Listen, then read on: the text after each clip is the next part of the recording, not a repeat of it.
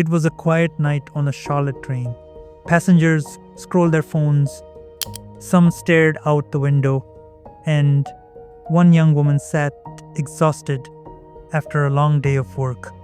Her name was Iryna Zarutska.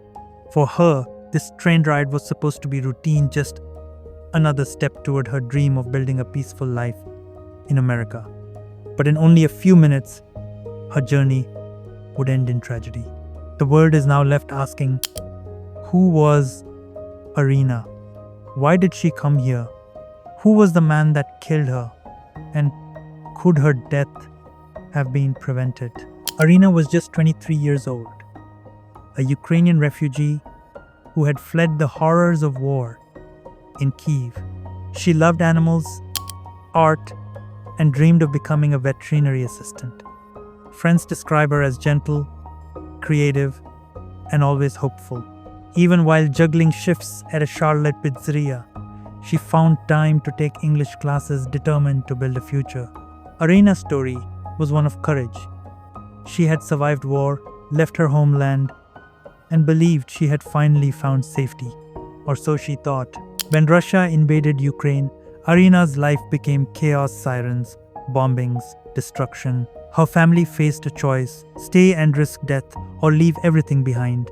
They chose survival. America became their safe haven, and Charlotte their new beginning. For Iryna, the US meant freedom, a place where she could study, work, and finally live without fear. But the nightmare she thought she had left behind was waiting for her in a place she least expected: a city train in North Carolina.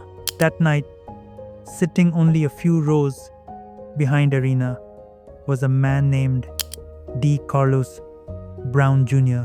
He was 34 years old, and his past? Dark. Over 14 arrests, theft, threats, violence, in and out of jail, over and over again. But there was something even more dangerous than his criminal history.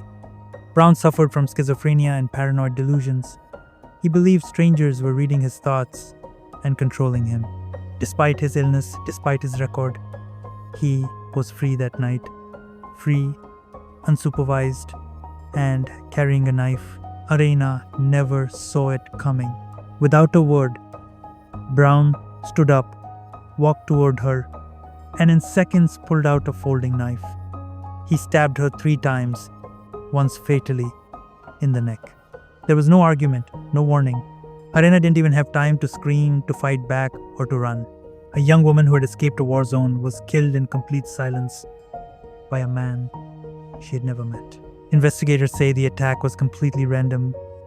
Iryna and Brown had never spoken, but to him, it wasn't random.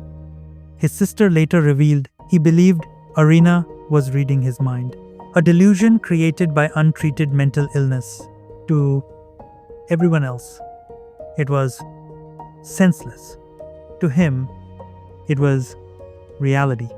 And that is what makes this case so haunting: the blurred line between crime, illness, and the failure of systems meant to protect both victims and offenders. That is the question tormenting Charlotte today.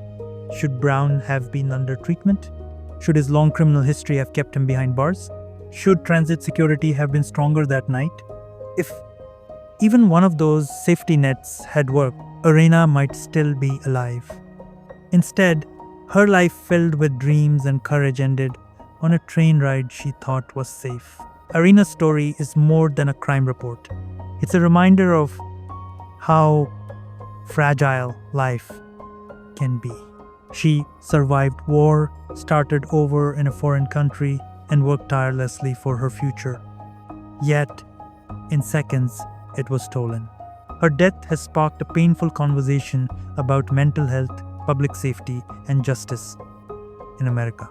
And now we are left with a haunting truth. Iryna fled bombs in Ukraine, only to be killed by a stranger's knife in a place she believed would save her. The world may never forget her name, not just for how she died, but for the questions her death leaves behind.